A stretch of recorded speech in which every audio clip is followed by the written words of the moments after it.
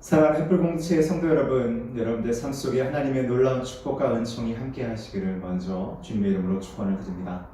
오늘은 성탄 주일입니다.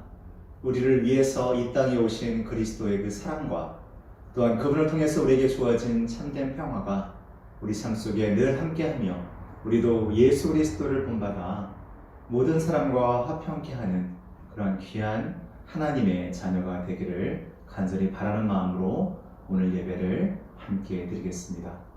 날씨가 많이 추워졌는데 여러분들 건강에 유념하시고요. 특별히 여러 가지 많은 어려운 상황 가운데서 여러분 기도의 시간 또 말씀의 묵상의 시간 무엇보다도 여러분 자신과 또 여러분 주변에 있는 이들을 위해서 애쓰고 수고하는 시간들에서 하나님의 따뜻한 손길과 축복을 경험하시기를 간절히 바라고 또 기도하겠습니다. 오늘 말씀 받기 전에 먼저 기도하겠습니다. 참 좋으신 하나님 감사합니다. 오늘은 예수 그리스도께서 이 땅에 오신 그 성탄의 의미를 새기는 성탄 주일입니다. 하늘의 모든 영광과 그 귀한 것들을 다 우리를 위해서 내던져버리시고 이 땅에 오신 그리스도를 이 시간 찬양합니다. 오늘 우리에게 귀한 말씀을 통하여 참으로 가치 있는 선물은 무엇이며 우리는 무엇을 그리스도에게 이 성탄의 계절에 축복의 계절에 드려야 될지를 생각하며 결단한 시간을 되게 하여 주옵소서. 오늘도 우리 함께 하신 하나님께 모든 영광을 돌립니다. 성령 하나님, 우리 모든 사람의 마음을 이 시간 붙잡아 주시고 이 시간 말씀에 귀 기울이며 우리가 신령과 진정으로 예배드리는 그런 귀한 시간이 되게 하여 주옵소서. 감사드리며 예수 그리스도로 기도합니다. 아멘.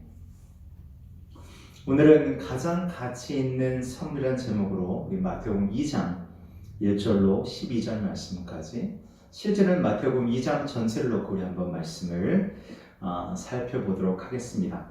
우선 우리가 성경 공부를 통해서 계속 공부하고 있는 내용들을 같이 연결하셔서 이해하시면 좀 더 도움이 될 것 같습니다. 전에 한번 소개해드렸던 폴 트루니의 선물이라는 책에 보게 되면 좋은 선물은 선물을 준 사람을 중요한 존재로 만든다라고 얘기합니다. 또한 그 선물은 받은 사람의 가치 또한 높여준다라고 얘기하죠. 다시 얘기하면 우리가 누군가에게 선물을 준다는 것은 그 사람에 대한 나의 생각을 또한 나의 마음을 거기에 담는 것이고 또한 그런 정성스러운 선물을 받았다고 하면 받은 사람 또한 그 가치가 올라간다라고 이야기할 수 있겠습니다. 온 세상이 다 하나님의 선물이며 어느 누구도 그분에게 선물을 강요한 적이 없기에 그 선물은 절대적으로 자비로운 선물이라고 또한 폴 트루니는 얘기합니다. 우리는 꽃 한 송이 물 한 방울 인생의 1분 1초가 다 하나님의 선물이라는 것을 깨닫는다. 그리고 하나님은 모든 이에게, 즉 하나님을 아는 사람은 물론 하나님에 대해 무지한 사람에게도 그 선물을 주신다라고 얘기합니다.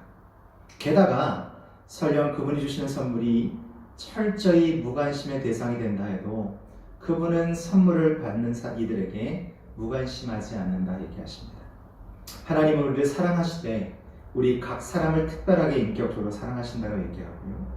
그분은 기쁨으로 우리에게 베푸시고 우리가 기뻐하시는 것을 즐거워하신다고 얘기합니다. 툴리니의 선물이라는 책에 대해서 간단하게 말씀을 드렸는데요. 이렇듯 선물은 참 좋은 것 같습니다. 누군가에게 선물 받는다는 것은 또 누군가에게 내 마음을 다 담아서 선물 준다는 것은 매우 행복한 일인 것 같습니다. 크리스마스는 매년 우리에게 돌아오는 하나의 행사라고 볼 수가 없습니다.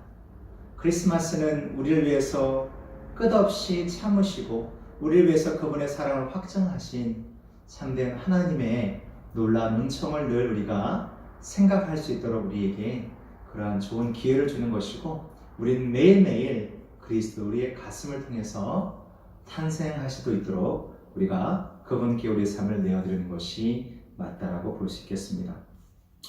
빨간머리 앤이라는 여러분 그 책이나 혹시 애니메이션 또 영화를 보신 적 있습니까? 거기에 인상적인 이 말이 있어서 제가 여러분들에게 소개하려고 합니다. 빨간 머리에는 이렇게 얘기합니다. 전요, 뭔가를 즐겁게 기다리는 것에 그 즐거움의 절반이 있다라고 생각해요.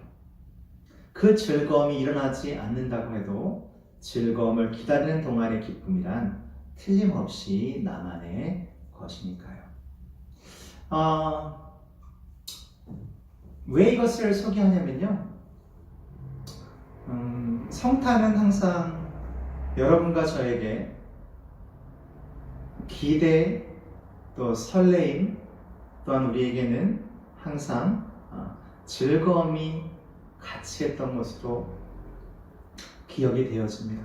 성탄은 막연히 성탄절이 가까워지면 우리 안에 왠지 모를 기쁨도 있고요. 또한 설레임도 있고 또한 기대도 있는 것이 사실입니다. 하지만 아쉽게도 이번 크리스마스는 예전과는 좀 달리 그러한 것들이 조금은 사라진 듯한 느낌을 받게 됩니다. 하지만 우리를 위해 이 땅에 오신 예수 그리스도는 성탄절은 즉 어김없이 우리에게 오게 됩니다. 또한 성탄의 참 기쁜 소식을 통해 그리스도는 우리로 하여금 세상에 등을 돌리라고 말씀하시는 것이 아니라 세상을 향해서 우리로 하여금 나아가도록 인도하시는 것 같습니다. 즉 우리를 세상으로 인도하신다는 거죠. 또한 이 성탄은 그리스도에게, 예수 그리스도에게 우리의 새로운 관심을 갖도록 도움을 줍니다.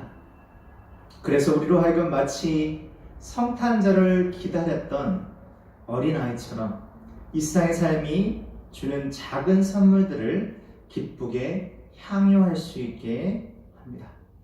이 선물 안에서 우리는 기다리고, 즉 이 선물들, 그러니까 우리가 그런 마음을 갖고 산다면 우리가 지금 일상에서 받게 되는 여러 가지 작은 선물들이 우리라고 가장 커다란 선물, 즉 다시 오실 그리스도에 대한 우리의 참된 기대와 또한 설레임을 가져오고 기쁨을 가져옴을 통해서 지금 우리의 삶에 만족하고 감사한 마음으로 살아갈 수 있게 한다는 겁니다.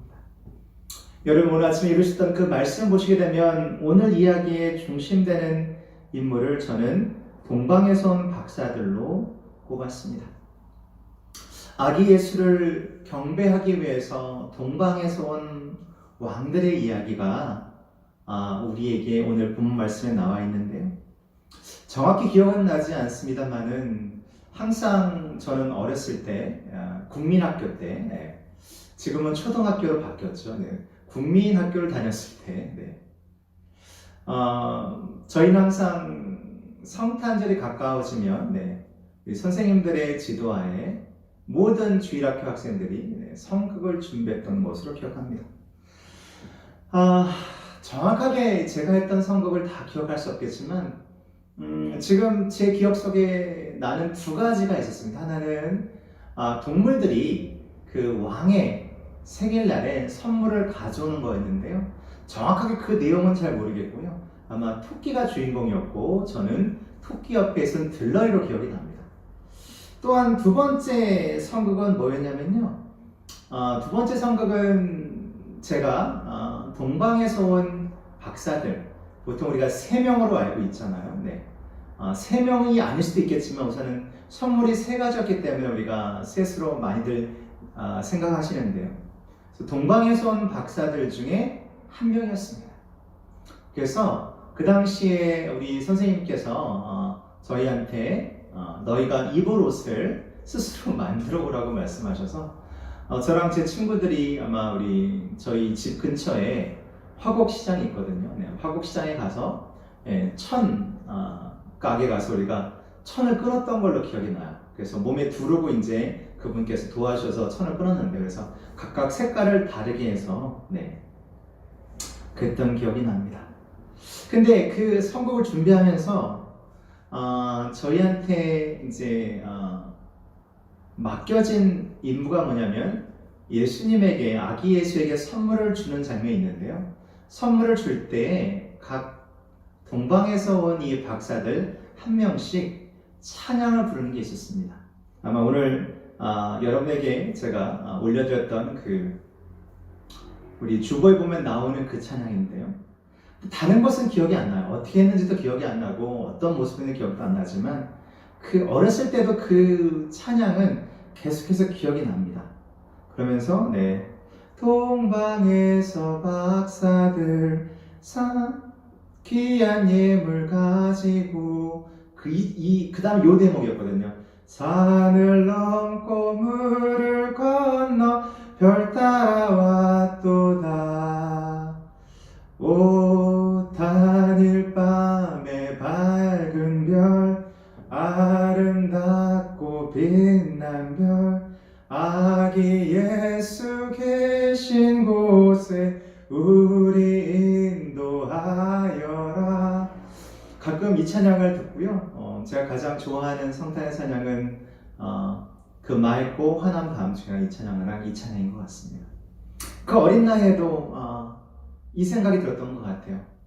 별을 따라서 별을 바라보고 산을 넘고 물을 건너 별을 따라 왔도다.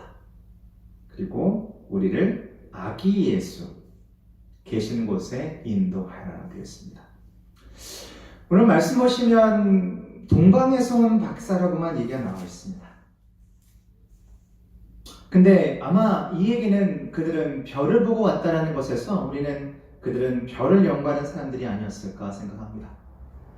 우리가 다니엘서를 보게 되면 다니엘이 이제 느부갓네살 왕에 의해서 이스라엘이 멸망하게 되고 이스라엘의 가장 총명한 아이들만 데려다가 그들이 교육을 시키는 것이 바로 다니엘서 처음부터 등장하게 되죠. 그래서 그 당시에는 많은 지혜로운 사람들이 왕의 주변에 있어서 왕에게 조언을 했었습니다. 아마 우리가 생각할 때 이 동방에서 온 박사들은 또 왕이라고 표현되기도 하는데요. 어쩌면 그러한 사람들이 아니었을까 생각이 되어집니다. 그들은 여전히 별을 보면서 관측을 하고 별을 통해서 여러 가지 많은 것들을 정보를 얻으려고 했던 것 같습니다. 여러분 최근에 저도 이제 같이 저는 전에 봤던 건데 최근에 이제 우리 TV에 보게 되면 천문이라고 하는 영화가 보여주는 것처럼 중국 사람들이 한국 조선이 천문에 대해서 아는 것을 원치 않았던 것처럼 천문이라는 것은 매우 중요한 것이었다는 거죠. 근데 이들이 열심히 별을 관찰하고 있었는데 어느 날 한 번도 본 적도 없고 자신들이 오랜 기간 동안 그 별에 대해서 하늘에 대해서 담아놓았던 그 정보를 담아놓은 책에도 등장하지 않은 그리고 별의 이동 경로를 적어놨던 별자리들에 대한 지도, 표시는 지도에도 등장하지 않는 새로운 별이 관측이 되었습니다. 아마 그들은 적잖이 놀랐을 것 같습니다. 그래서 모든 자료와 모든 서적을 다 뒤져가면서 이 별에 관해서 알려고 했지만 알 수가 없었습니다. 그래서 아마 그들은 그렇다면 이것은 또 다른 것일 수 있겠다. 그래서 그들은 아마 종교 서적까지 뒤졌는지 모르겠습니다. 그러다가 그들은 마침내 히브리어로 쓰여진 민수기라고 하는 책에서 이 별에 관한 정보를 얻게 되었을지 모릅니다. 이건 그저 상상해 보는 겁니다. 민수기 24장 7절 17절 말씀 보니까 이렇게 되어 있습니다. 내가 그를 보아도 이때 일이 아니며 내가 그를 바라보아도 가까운 일이 아니로다. 한 별이 야곱에게서 나오며 한 홀이 이스라엘에게서 일어나서 모압을 이 편에서 저 편까지 쳐서 파하고 또 소동하는 자식들을 다 멸하리로다. 그래서 제가 볼 때는 이들은 과연 이 말이 어떤 뜻인가 또 열심히 찾아봤겠죠. 그러다가 그들은 다니엘서를 발견했을 수 있고요. 다니엘이 남긴 바로 예수 그리스도에 관한 이야기를 그들은 확인할 수 있을지 모르겠습니다. 하여간 어떻게 그들이 이 별에 관해 진리를 알게 되었는지 정확한 내용은 기록되어 있지 않습니다. 성경에. 하지만 분명한 것은 예수님의 탄생은 이미 1000년 전에 예수님 탄생 그 시기부터 따진다면 이미 예언되었다는 사실입니다. 마태복음은 동방에서 온 박사들은 별에 관해 알고 있었고 그 중요성을 잘 알았기 때문에 그 머나먼 여정의 길을 마다하지 않고 경배하기 위해 이스라엘에 왔다는 사실입니다. 즉, 그 길은 쉽지 않았던 길일 거고요. 아마 워낙 사막이다 보니까 낮에는 쉬어야 되고 밤에만 움직여야 되는 별을 따라왔기 때문에 그렇죠. 그렇다고 한다면 매우 힘든 여정이었을 것으로 보여집니다. 그래서 그들은 이스라엘에서 가장 중심지라고 할 수 있는 예루살렘에 오게 됩니다. 2절 말씀 보니까 그들이 이렇게 얘기하지요. 유대인의 왕으로 나신 이가 어디 계시뇨? 우리가 동방에서 그의 별을 보고 그에게 경배하러 왔노라 하니, 이 말 때문에 난리가 났습니다. 헤롯 왕을 비롯해서 또 헤롯 왕이 불렀던 많은 종교 지도자들, 또한 그의 여러 가지 많은 카운슬들이 모여서 이야기했지만 알지 못했고 나중에 이제 종교 지도자를 통해서 알게 되죠. 그 사실을 발견하게 되고 그는 혼란에 빠지게 됩니다. 우리 4절부터 7절 말씀까지 한번 보겠습니다. 왕이 모든 대제사장들과 백성의 서기관들을 모아 그리스도가 어디서 나겠느냐 물으니 이르되 유대 베들레헴의 이오니 이는 선지자로 이렇게 기록된 바 또 유대 땅 베들레헴아 너는 유대 고을 중에서 가장 작지 아니하도다. 내게 산 다스린 자가 나와서 내 백성 이스라엘의 목자가 되리라 하였습니다. 이에 헤롯이 가만히 박사들을 불러 별이 나타날 때를 자세히 묻고 베들레헴으로 보내며 이르되 가서 아기에 대해서 자세히 알아보고 찾거든 내게 구하여 나도 가서 그에게 경배하게 하라. 성경에는 3명의 헤롯이 등장합니다. 이 헤롯은 헤롯 대왕이라고 되어 있는데요. 왜 대왕이냐면 스스로가 이렇게 이름을 붙였기 때문에 대왕입니다. 의심이 많고 성격이 포악했던 헤롯 왕은 은밀히 7절 말씀 보니까 동방에서 온 박사들을 불러서 자세한 정보를 얻고자 했습니다. 그 이유는 그는 자신의 왕권에 걸림돌이 되는 모든 사람들을 다 제거해왔고 또한 제거하려는 의도가 분명했다는 거죠. 그 동방에서 온 이 박사들은 이 헤롯의 그 성품을 잘 모르기 때문에 속을 수가 있었다는 겁니다. 그래서 8절에 자세히 알아보고 내게 구하여 나도 가서 그에게 경배하게 하라고 하는 장면이 나오게 됩니다. 재밌는 것은 이 헤롯 왕은 이러한 일을 했던 사람이고요. 또한 그를 통해서 많은 사람들이 죽임을 당하게 됩니다. 그래서 그 당시에 총독이었던 빌라도가 남긴 글에 보게 되면 차라리 헤롯의 돼지로 있는 것이 헤롯의 가족으로 있는 것보다 더 낫다. 즉 가족들은 많이 죽어나간다는 거죠. 오히려 헤롯의 돼지로 있는 것이 훨씬 더 안전하다라고 그를 그렇게 평가했던 글이 발견된 적이 있습니다. 9절과 11절 말씀 보게 되면 여러분들이 한 가지 주목하실 내용이 나오는데요.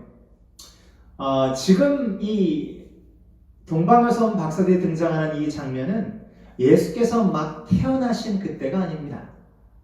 9절부터 10절, 11절 말씀 보게 되면 예수님은 1살, 보통의 경우 지금 2살 정도로 추정을 하고 있는데요. 즉 마을관에서 태어나셨던 그때가 아니라 11절 말씀 보니까 집에 들어가라고 얘기하는 거 보니까 이미 집을 마련했고 거기에 거주하고 있는 것처럼 보여집니다. 우리가 동방박사 이야기를 우리가 가끔 설교를 통해서 듣게 될 때 우리가 늘 주목하는 것은 그들이 가져왔던 선물이 있었습니다. 2절 말씀 보게 되면 우리는 그들이 어떤 의도로 왔는지를 알게 됩니다. 2절 말씀 보니까 그에게 경배하러 왔노라고 되어 있습니다. 그날 때 11절 말씀 다시 보시면 어떻게 되나요? 11절 말씀을 같이 한번 읽어볼까요? 네, 11절 말씀 제가 읽겠습니다. 집에 들어가 아기와 그의 어머니 마리아가 함께 있는 것을 보고 그 다음에 뭐라고요? 뭘 했다고요? 엎드려 아기께 경배하고 라고 되어 있습니다. 그리고 난 다음에 보배합을 열었다고 얘기합니다. 황금과 유황과 모략. 황금은 왕으로서의 예수, 유황은 하나님으로서의 예수를 인정하는 것이었고 모략은 우리 위해서 희생을 당하실 그리스도를 생각해서 그들이 전한 선물이었습니다. 그들은 선물 전달하는 것이 먼저가 아니라 아기께 엎드려 경배하는 것이 먼저였다라고 이야기합니다. 즉 경배라는 목적에 비하면 선물은 그리 중요한 것이 아니었다는 겁니다. 아마도 그런 이유 때문에 그들이 가장 먼저 드렸던 것은 나의 왕이십니다. 나의 모든 것이 당신 손에 달려 있습니다라고 고백하는 황금이었던 것 같습니다. 즉 왕으로서 예수를 인정하고 경배한 겁니다. 여러분과 제가 한 가지 오늘 확실히 기억할 것은 이것입니다. 참된 경배는 내가 나의 삶에서, 내 삶에서 내가 앉아있는 왕의 자리에서 스스로 내려와 예수 그리스도를 그의 왕의 자리에 앉히는 데 있다는 겁니다. 우리가 하나님께 예배하는 이 모든 것들은 실제로 참된 경배는 내가 스스로 나의 삶의 왕이면서 주인인 척 하면서 하는 경배는 다 거짓이라는 거죠. 겸손히 주의 자리를 마련해드리고 내가 주의 발 아래서 그분을 향해서 엎드려 경배하며 나의 가장 귀한 것을 드리는 것, 그것이 가장 가진 일입니다. 그 일은 여러분들이 아시는 대로 천사가 이 동방의 박사들에게 나타나서 헤롯에게 가지 말고 다른 길로 귀국할 것을 이야기합니다. 또한 요셉에게 나타나서 모든 가족을 데리고 또한 피난을 가라고 얘기합니다. 이것은 이미 예언을 통해서 우리에게 알려진 것이었고요. 여기에는 여러분과 아는 것처럼 분명한 또한 드러나는 비교가 있습니다. 마음이 열린 자들과 마음이 닫힌 자, 하나님의 인도하심을 따라 아기 예수에게 경배의 선물을 드리는 자와 자신이 스스로 자신에게 왕으로 여기고 또한 그것을 지키려는 자, 바로 동방 박사들과 헤롯 왕입니다. 여러분과 저는 어떤 사람들일까요? 왜 우리는 변하지 않고 늘 제자리인 걸까요? 동방 박사와 헤롯 왕을 잠깐 비교해보면 이렇습니다. 동방 박사는 어떤 모습이었나요? 왕을 찾기 위해 험한 여정을 마다하지 않고 떠나는 사람들이었습니다. 진리를 추구하고 진리를 찾고 배우고 또한 진리를 바라며 그러한 삶을 추구하는 진실된 사람이었습니다. 여러분과 저는 지금 우리의 왕을 발견하고 있습니까? 우리는 그리스도를 우리의 왕으로 지금 여기고 있습니까? 또한 그들은 왕과 함께 했을 때 그 자리를 기뻐하는 사람이었습니다. 우리의 삶의 진정한 왕이신 그리스도를 만나서 감격하며 즐거워하며 기뻐하는 삶에는 우리가 처한 환경이 중요한 것도 아니고 내가 지금 겪고 있는 여러 가지 어려움이 중요한 것이 아니라 그래서 그리스도에 나오는 불만이 아니라 하나님 한 분만으로 주님 한 분으로 만족하는 자족의 삶이 있다는 겁니다. 첫 번째 우리는 진리를 찾는 자. 두 번째 우리는 그리스도 함께함을 기뻐하는 자. 그분이 내 안에 있다는 것, 내 삶 안에 그리스도가 있다는 것을 통해서 이 세상 모든 두려움과 모든 환난과 걱정을 우리는 내려놓을 수 있다라고 자신하는 자들입니다. 또한 그들이 가지고 있는 세 번째로 가장 가치 있는 것을 그리스도에게 드리는 순종의 사람들이었습니다. 경배를 위한 여정은 귀한 보물을 선사하는 것을 동반하였습니다. 이것은 선물 받는 분의 가치를 인정하고 경배의 마음을 가득 담아 정성껏 드리는 것이었습니다. 하지만 헤롯은 그렇지 않았습니다. 헤롯은 사람들을 이용했습니다. 자신의 권위와 힘을 유지하려고 종교 지도자들, 동방 박사들, 또한 그로 인해 그의 지시 한마디로 해서 희생당한 아이들, 또한 그들의 가족들이 있었습니다.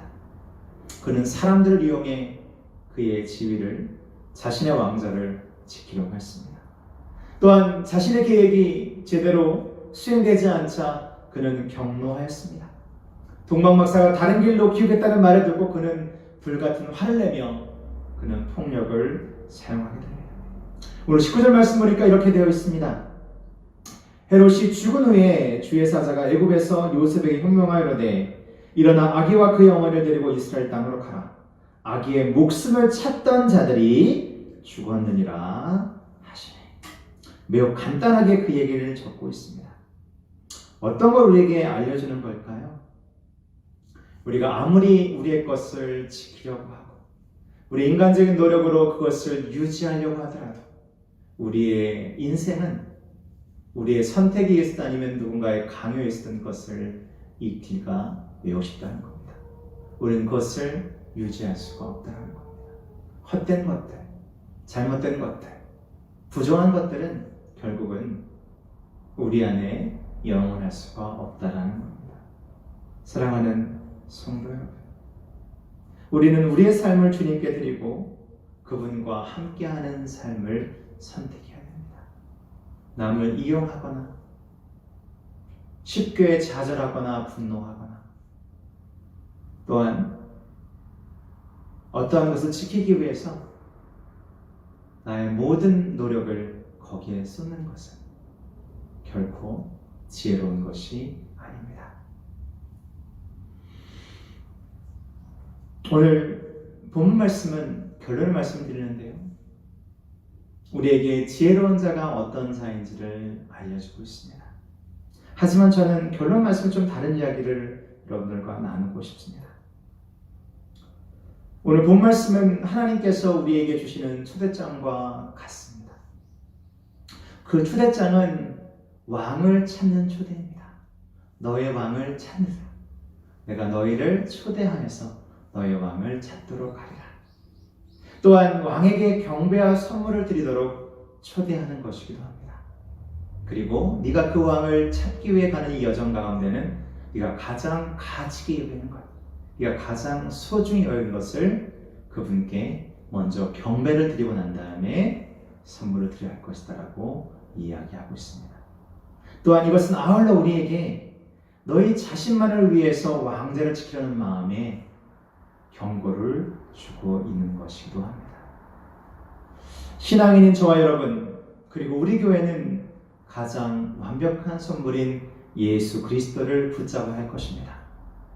우리는 우리 자신을 우리의 삶의 왕자의 자리에서 스스로 내려오도록 이 시간 우리 스스로 결단해야 될 것이고, 내려와 그분에게 나의 자리를 내어드리고 그분을 경배해야 될 것입니다.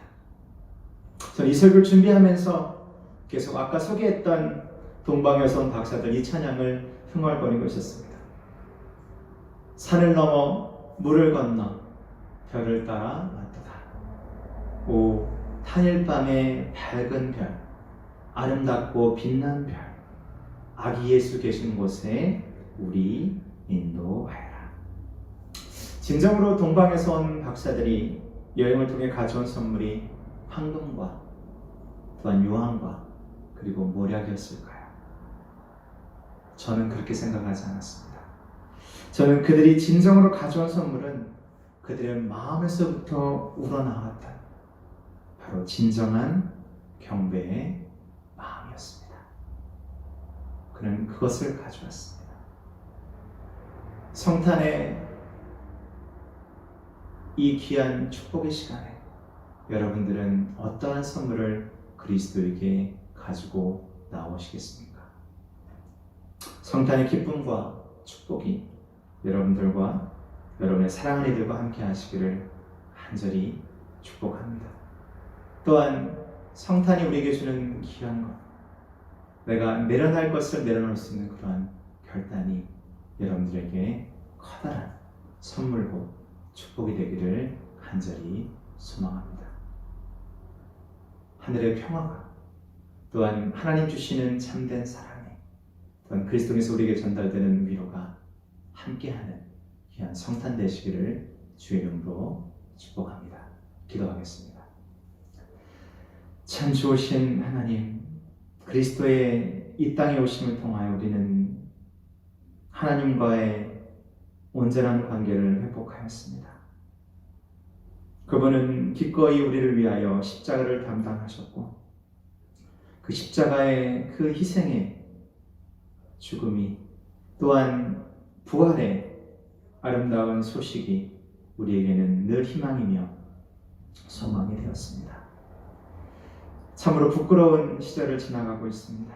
주님, 올해도 주님이 어김없이 우리를 찾아오시는데 우리는 참으로 준비한 것이 너무나도 작고 부족합니다.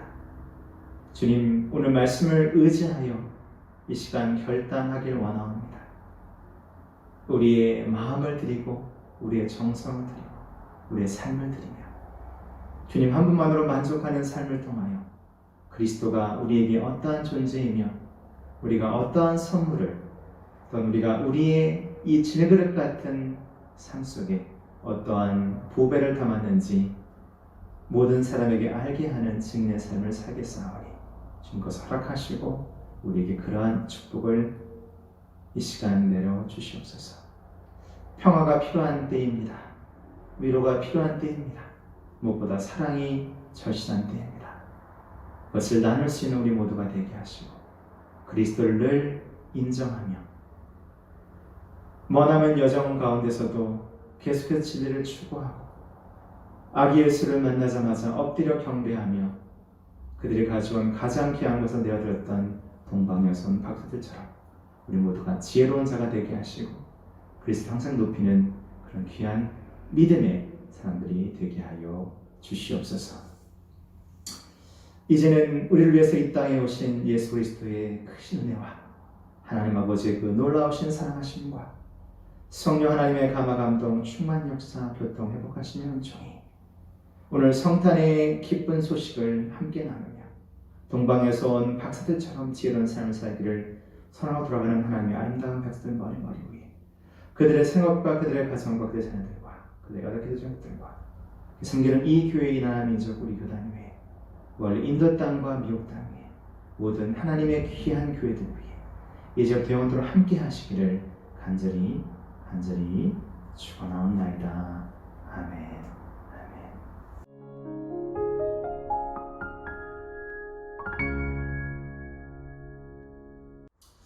여러분 사랑합니다. 축복합니다. 저희가 기대했던 바는 이루지 못했습니다만은 여러분이 참 소중하다는 것은 매주 더 절실히 느껴지게 됩니다. 이번 주 금요일은 크리스마스입니다.